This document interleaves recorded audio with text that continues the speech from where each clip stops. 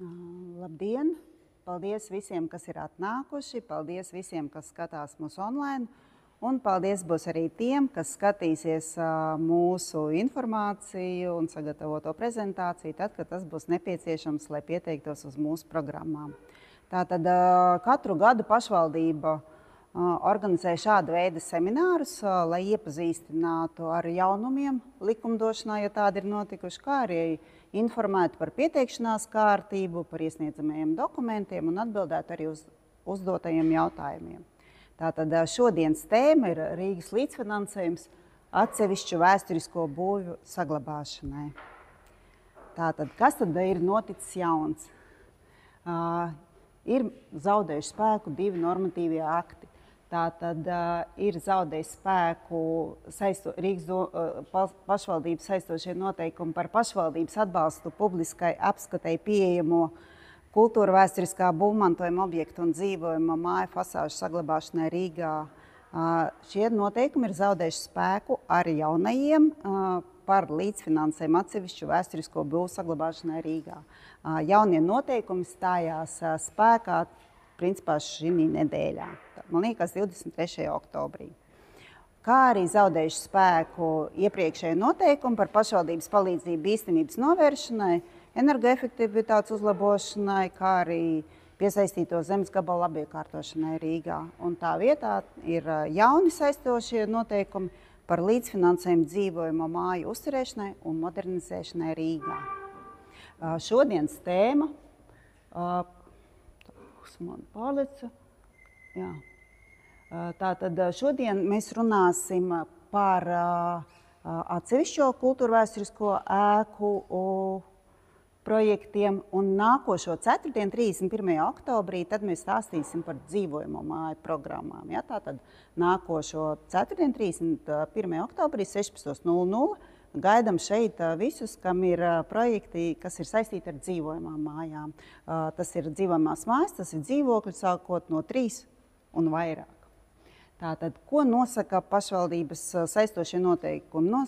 Tie nosaka kārtību, kādā piešķir līdzfinansējumu vēsturisko būvju, publiskai apskatei, pieejamo fasāžu un citu ārējo būvu konstrukciju saglabāšanai.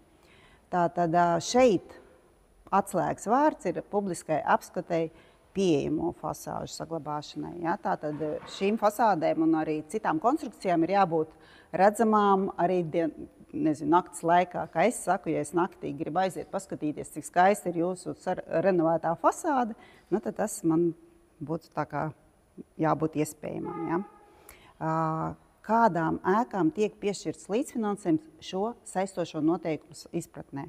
Tātad šīs ir ēkas, kuru galvenais lietošanas veids, šeit ir jāpievērš uzmanība lietošanas veidam, ir 1 dzīvokļa mājas, 2 dzīvokļa mājas un nedzīvojamās ēkas. Un papildus ēkai ir jābūt vai nu valsts, reģionu vai vietējās nozīmes kultūras piemineklim, vai ēkai ir jābūt būvētai pirms vairāk nekā 50 gadiem un jāatrodas kādā no aizsardzības zonām. Tātad tas ir valsts, reģionu vai vietējās nozīmes kultūras pieminekļa aizsardzības zona, Rīgas vēsturiskais centrs vai tā aizsardzības zona, kā arī valsts vai reģionu nozīmes pilsētu būvniecības kultūras pieminekļa teritorija. Šeit ir jaunums, kā jūs varbūt tās esat ievērojuši, ēka var būt būvēta vairāk nekā pirms 50 gadiem. Ja? Agrāk tas bija tikai līdz ēkām, kuras bija būvētas līdz 1940. gadam. Tātad šis ir pamainījies. Un vēl ir jauns tas, ka ēka ir būvēta vairāk nekā pirms 50 gadiem. Viņa neatrodas ne zonā, viņa nav arī valsts vai vietējās nozīmes piemineklis, bet viņiem šai ēkai pašvaldība ir noteikusi kultūra vēsturiski vērtīgas ēkas līmeni. Ja, ko tas nozīmē?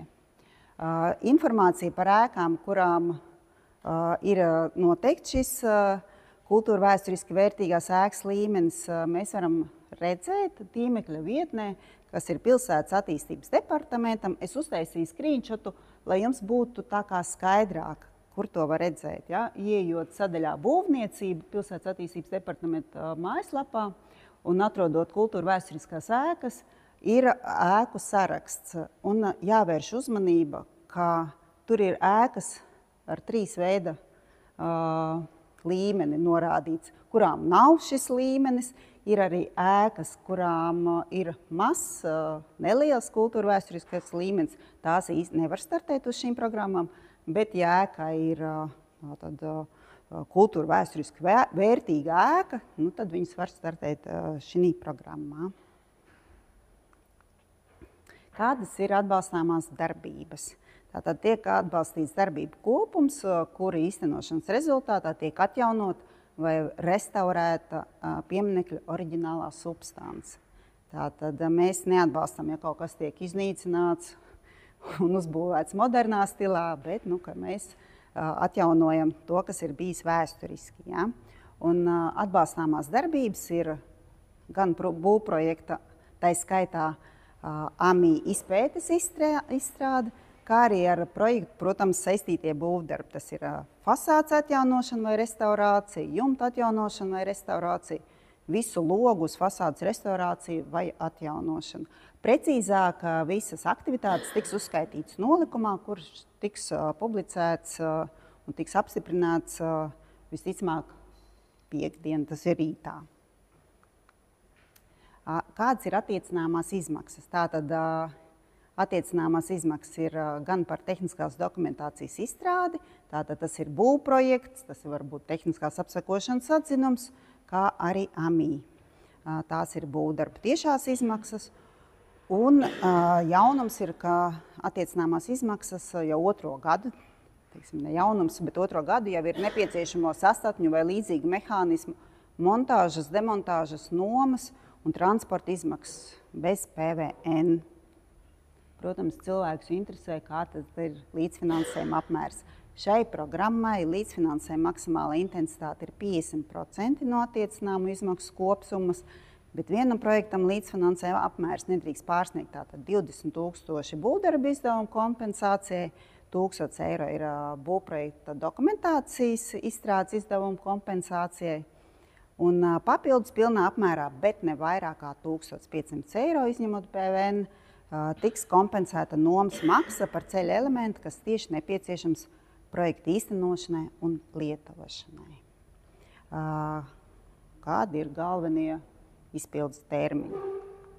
Galvenie termiņi tātad aktivitātei ir jābūt veiktai nākošā gadā, tātad var uzsākt 1. janvārī līdz 14. novembrim. Ja, tātad uz to brīdi ir jābūt gan pabeigtiem būvdarbiem, ir jābūt veiktiem pilniem norēķiniem ar būvnieku, un pie mums ir jāatnes visi nepieciešamie dokumenti.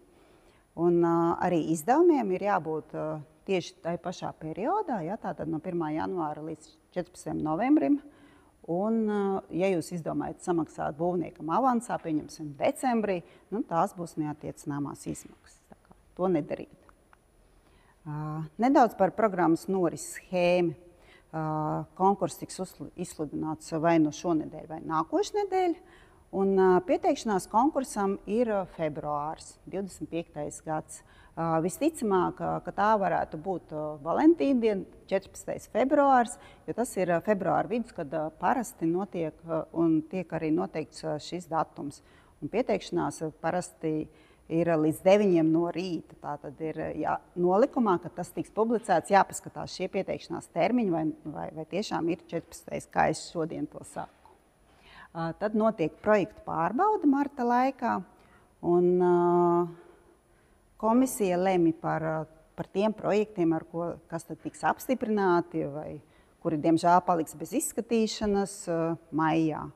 Un maija laikā notiks arī līguma slēgšana, un tad jau notiek projekta īstenošana, un īstenošanas termiņš, kā iepriekš minēja, ir 14. novembris, 25. gads.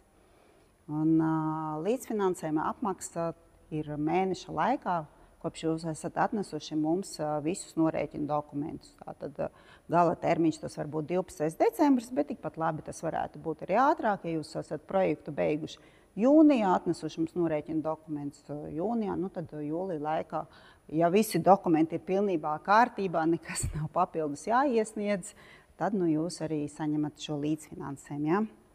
Un vērsīšu uzmanību, ka nolikumā tiks atrunāta projekta administrēšanas kapacitāte, tiks noteikts projektu skaits, cik daudz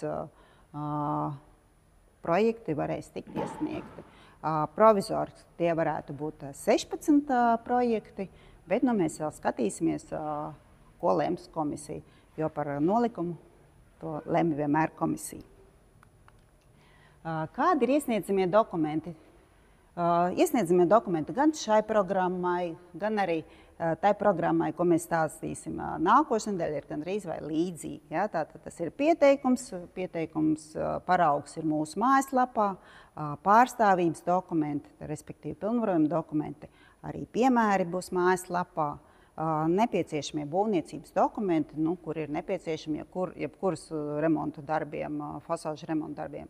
Tātad tas ir tehniskās apsakošanas atzinums, kas nedrīkst būt vecāks par 2 gadiem, saskaņots projekts, un atgādināšu vēlreiz un vēlreiz, ka jābūt arī izpildītiem būnam. Tātad būvniekam, kas veiks jūsu darbus, ir jābūt reģistrētam BIS sistēmā, ja, tātad līgumam jābūt reģistrētam, un ir jāsaņem atzīme no Pilsētas attīstības departamenta, ka šis būvdarbu uzsākšanas nosacījumi ir izpildīti. Ja?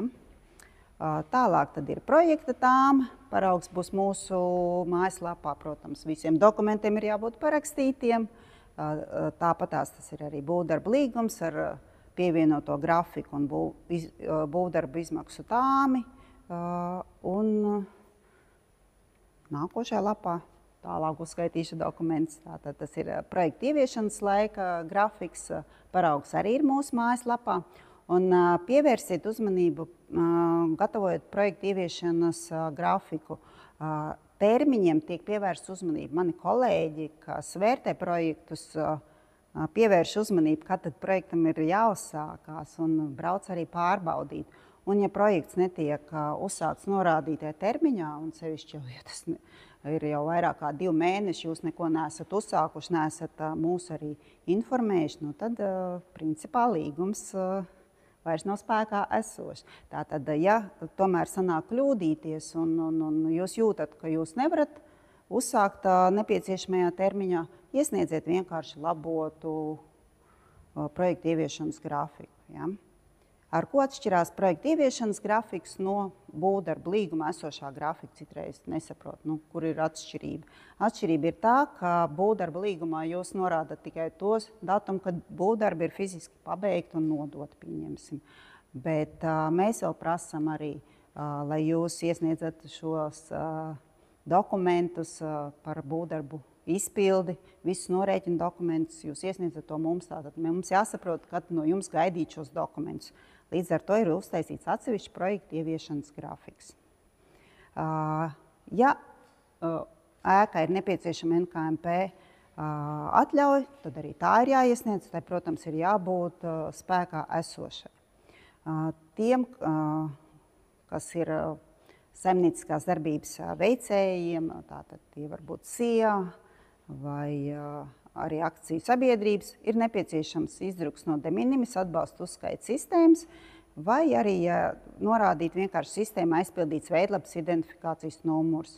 Tātad es vēlreiz atgādinu, ja tas ir attiecināms. Kā arī ir jauna veidlapa ieviesta informācija par de minimis atbalsta akumulēšanu. Tas arī ir, ja tas ir attiecināms.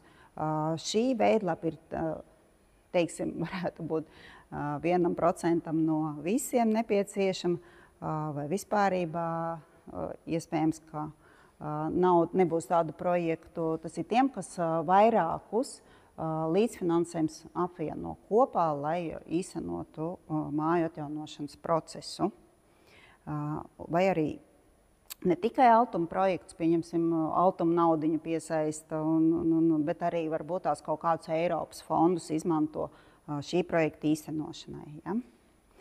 Protams, nepieciešama mums ir arī ēkas fotoattēla krāsaina izdruka, lai mēs tad varam redzēt, ar ko jūs pie mums nākat, jo citreiz projekts ir ļoti plašs, projektā ir paredzēta gan fasāžu, gan jumta atjaunošana, tad mums būtu brīnišķīgi redzēt, ka jūs nobildējat, ar ko jūs nākat, un apzīmējat ar grafiskiem līdzekļiem, ar kuru no aktivitātām nākat. Vai tas ir jumts, vai tā ir fasāde, vai divas fasādes, vai nu kas. Un, ja jūs pieprasat izdevums kompensēt ar izdevums par projektēšanu, tad, protams, ir jāpievieno visi projektēšanas izdevums apliecinošie dokumenti. Tātad tas ir līgums ar projektētāju, tas ir izrakstītie rēķini un arī samaksas dokumenti, kas ir apliecināti bankā. Un beigās tā kā neliels atgādinājums, ja, kā par vienu pieminekli saimnieciskā gada ietvaros saskaņā ar šiem vai citiem pašvaldības saistošiem noteikumiem var iesniegt tikai vienu projektu.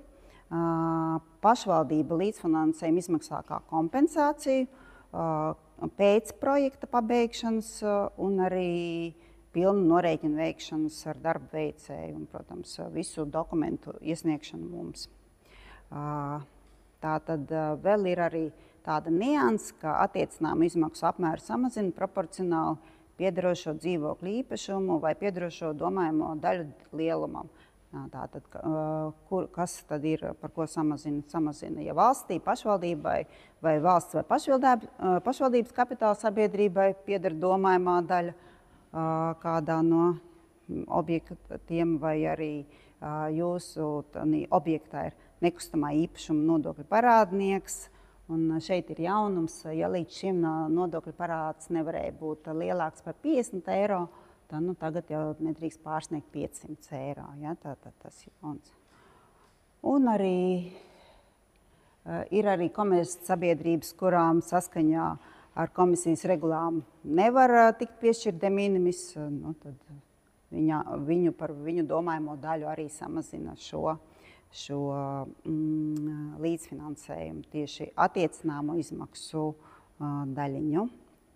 Vai arī, ja komercsabiedrība, kur nav iesniegusi de minimis atbalsta piešķiršanu, nepieciešama informācija atbilstoši normatīviem aktiem, tad arī par šo tiek samazināts līdzfinansējums. Bet tādu klientu es nedomāju. Parasti visi cenšas visu sagatavot, iesniegt, tā kā tādu gadījumu nevajadzētu būt. Ja?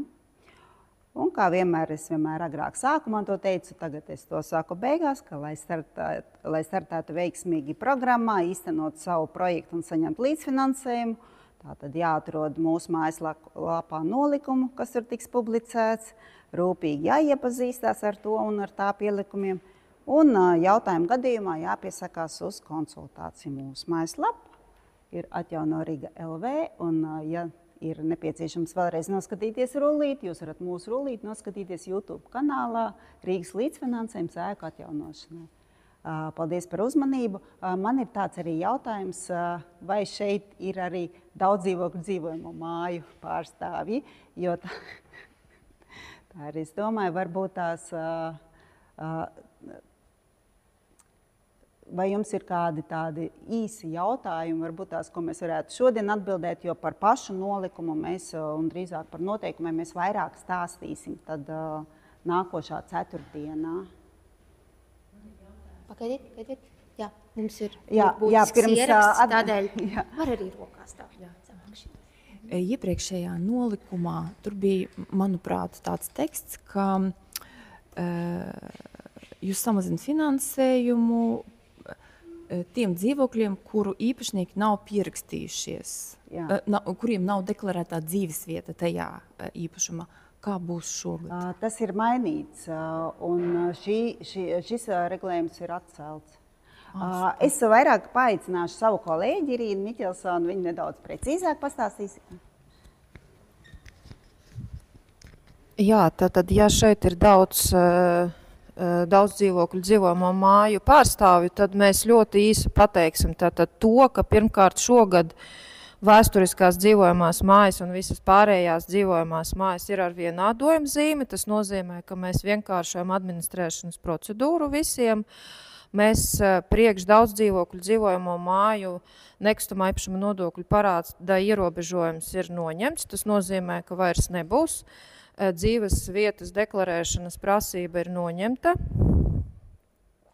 bet, kas attiecās uz attiecināmo izmaksu samazinājumu de minimis atbalsta saņēmējiem, kuri nav izpildījuši prasības valsts pašvaldībai, valsts pašvaldību kapitāla sabiedrībām piedarošiem dzīvokļiem, šie ierobežojumi paliek.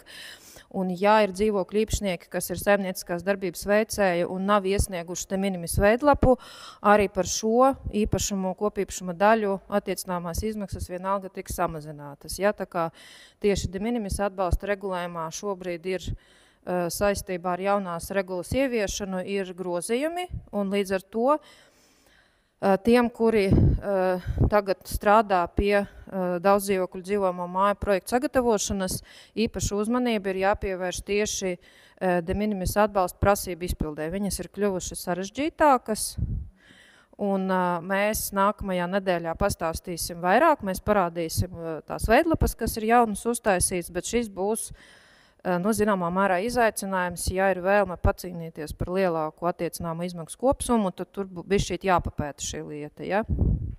Vairāk. Un uzreiz es pateikšu par mazākuma balsojumiem, tad ar 1. novembri stājas grozījums spēkā par dzīvokļu īpašnieku lēmumu pieņemšanu. Mēs pieņemsim mazākuma balsojumu lēmumus, bet es jūs uzreiz brīdinu,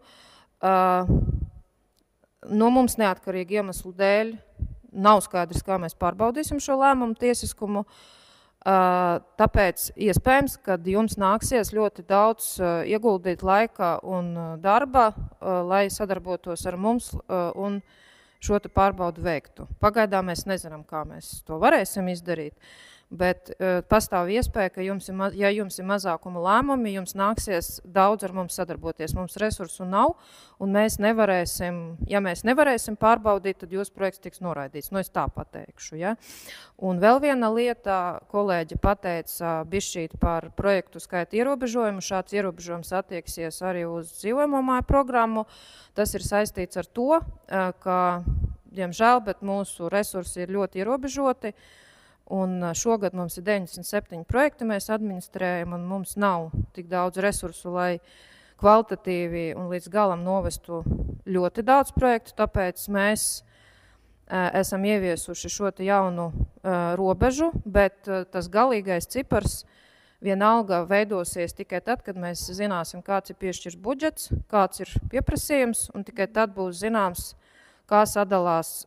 Mums ir 2 gadu programmas, kurās viss ir jau zināms, to mēs vienkārši mīnusojam, un 1 gada programmu vidū, kā sabalansēsies šis pieprasījums, to mēs zināsim tad, kad būs apstiprināts 25. gada budžets. Bet dzīvojamo māju blokam parasti finansējums ir lielāks, vēsturisko ēku finansējums viņš ir mazāks. Piemēram, šogad aptuveni mēs šo te principu esam izmantojuši, un 2/3 finansējuma mums ir aizgājis dzīvojamām mājām, 1/3 finansējuma aizgāja vēsturiskajām ēkām. Aptuveni tā tas bija šogad. Kā būs nākamgad, mēs nezināsim, bet vēlreiz pievērsīšu uzmanību, ja jūs esat 3 un vairāk dzīvokļu māja, šī programma nav jūsu būs nākamās nedēļas programma, un es arī gribu pievērst uzmanību visiem, ka mums vairs nebūs mazās programmas. Nekur, ne vēsturiskajās, ne dzīvojamās, nekur. Tas arī ir saistīts ar resursu problēmām. Tas nenozīmē, ka viņas vairs nebūs nekad, viņas nebūs šobrīd.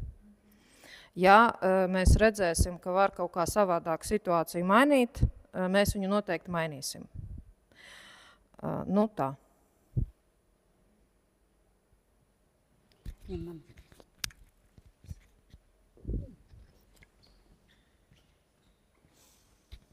Labdien! Sakiet, lūdzu, pagājušo gadu nolikumā bija dalīts no dzīvojamās mājās no dzīvokļa skaita, vai šogad ar šis paredzams ir? Un es atvainojos otrs uzreiz, vai dokuments iesniegsim gan papīrā, gan elektroniski vai tikai elektroniski? Līdzfinansējuma apmēra dalījums paliek tāds pats atkarībā no dzīvokļu skaita. Kas būs dokumentu iesniegšana, paliek viss tas pats, ko jūs varat elektroniski sniedzat elektroniski, ko nevarat elektroniski sniedzat papīrā. Ņemam visu, kā varat, tā saliekat, tikai atnesat visu, noformēt pareizi un atnesat līdz noteiktam datumam. Ja jūs esat nokavējuši, tad neko.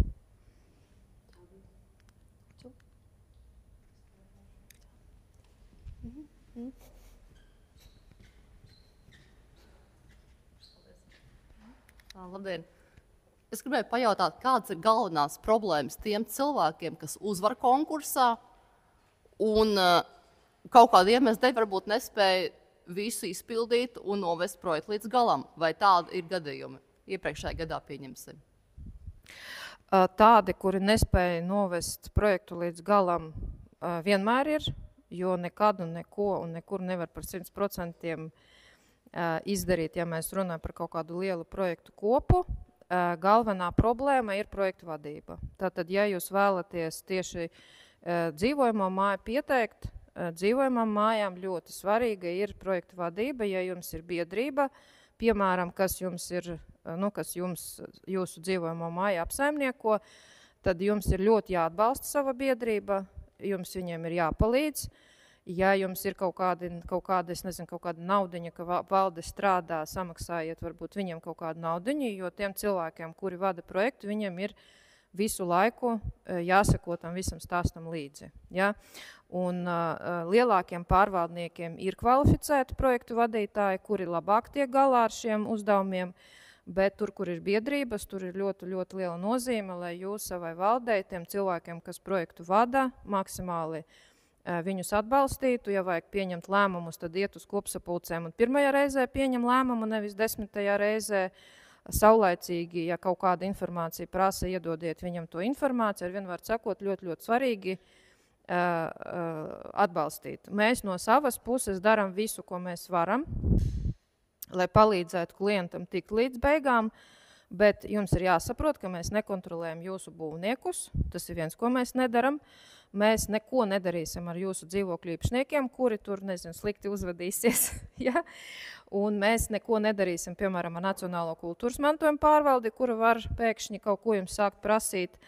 Un neko nedarīsim ar pilsētas attīstības departamentu, ja jūs nevarēsiet izpildīt viņu prasības. Tad tas ir ārpus mūsu kompetences un tie ir jūsu riski.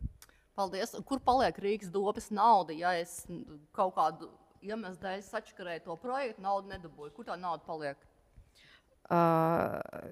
Jūs gribat jūsu konkrēti to naudu, kuru jūs nesaņemsiet? Jā. Ja mums paliek projekti, kuriem pietrūka finansējums vai kuri tiks noraidīti kapacitātes trūkuma dēļ, tad šī nauda vispirms tiks piedāvāta šiem projektiem. Paldies. Un pēdējais jautājums, vai 25. gadā kopējais Rīgas domes līdzfinansējums būs lielāks kā 24. gadā? To es jums nevaru atbildēt. Pēdējo gadu griezumos viņš paliek lielāks? Pēdējo reizi viņš palielinās 24. gadā. 24. gadā tas bija, ja mēs rēķinām šī gada projektus 2 miljoni eiro, bet ņemot vērā ekonomisko situāciju valstī, es nezinu, 0,0001% ir, ka tas būs lielāks 25. gadā. Paldies.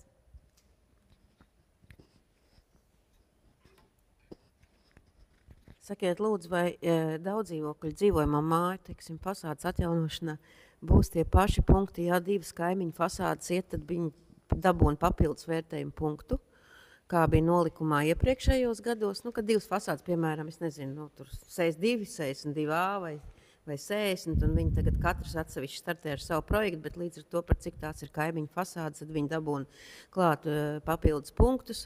Un sakiet, lūdzu, kāda paziņos kapacitāte? Vai tas būs tā kā pagājušo gadu, vai tas būs ātrāk? Visticamāk, tas būs ātrāk. To, ko nosauc kolēģi Ilona pieminekļu programmai, to pašu mēs paziņosim arī dzīvojamo māju nolikumā, bet jums ir jāsaprot, ka ja mēs redzam, ka mēs varam efektīvāk pārdalīt finansējumu, mēs viņu pārdalīsim. Piemēram, mēs redzēsim, ka pieminekļu programmā, iedalītais finansējums nav viss izlietots, mēs viņu pārliksim uz dzīvojamām mājām. Tāpēc uzreiz pateikt, ka tas, kas tur ir rakstīts, tieši tā arī būs. Nē, nebūs. Mēs izdarīsim visu, lai maksimāli visu to naudu, kas mums ir, sadalītu. Ja? Mums nav mērķis neiztērēt naudu, mums ir mērķis viņu iztērēt. Ja? Un ļoti liela atkarība, ļoti daudz atkarīgs ir no tā, kāda būs viena projekta vērtība. Ja mums būs daudz lielu projektu pa 30 000, tas būs viens variants. Bet ja mums būs daudz mazu projektu par 15 000, tas būs cits variants. Ja? Tā kā to mēs, neviens nevar, ne mēs, ne jūs nevaram to prognozēt. Par blakus esošām ēkām tas attieksies tikai uz pieminekļu programmu, uz dzīvojamā programmu tas neattieksies, bet kas būs jauns, kas bija arī šogad, visi tie, kas ir mūsu kolēģu klienti un neatbilst vides prasībām, tad ir vide degradējošās būvs pazīmes vai ir jau 3% piešķirti par vide degradējošo stāvokli. Šiem klientiem kā reiz būs prioritāte. Tad tieši šie klienti saņems papildus punktus vērtējumā. Ja? Un tad arī dzīvojamo māju projektiem vairs nav jācīnās ar oriģinālo substanci. Tas nozīmē, ka vēsturiskās ēkas, kas kādreiz vēl no arhitektiem saņēma izziņu par vēsturiskās substances saglabāšanās pakāpi, to tad arī tas vairs nebūs. Ja, tad mēs to vienkāršojām.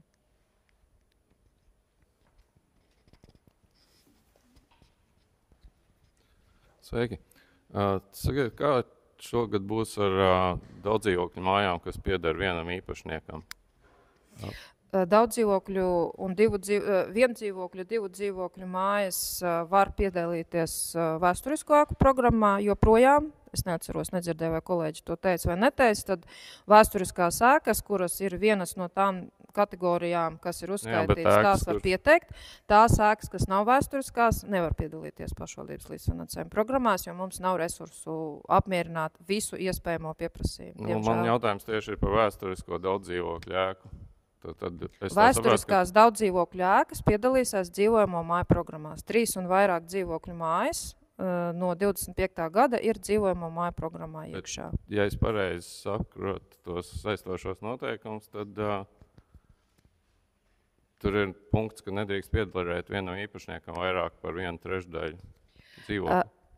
Nē, tagad tā vairs nav, bet es gribētu tomēr aicināt visus tos, kam interesē daudz dzīvokļu dzīvojamās mājas, paciesties 1 nedēļu un atnākt nākamajā nedēļā, jo tur ir daudz vairāk jaunumu nekā šeit. Mēs to sistēmiski ar prezentāciju izstāstīsim, lai jums ir izveidojusies kopīga skaidra bilde, kā tas viss būs.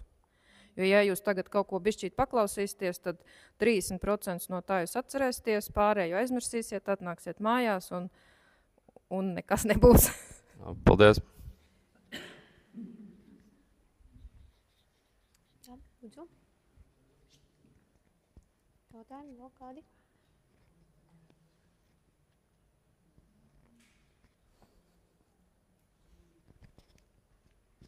Tādā gadījumā saku paldies visiem, kas atnākuši. Gaidam jūs tad nākošo ceturtdienu, 4:00 šeit, gan klātienē, gan tiešsaistē, vai arī tad var vēlāk noskatīties arī mūsu ierakstus. Paldies!